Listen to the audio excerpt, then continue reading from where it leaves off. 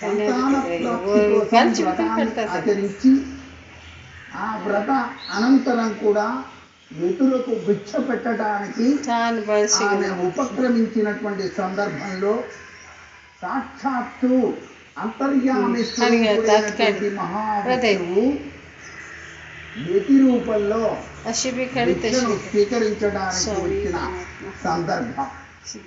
అప్పుడు ఆ చక్కని తల్లి పార్వతీదేవి కైలాస లోపలికి వెళ్ళి భిక్ష తీసుకురావడానికి బయటికి వచ్చేసరికల్లా ఈ యతీశ్వరుడైనటువంటి మహావిష్ణువు చిన్న బాలునిలా ఆమె యొక్క పడక గదిలో సాక్షాత్కరించడం జరిగింది. ఏది యతి అని ఆమె వెతికి అక్కడ బాల గణపతి సాక్షాత్కరించాడు. ఆ బాల గణపతిని చూసి ఆశ్చర్యచకితురాలైంది. వెంటనే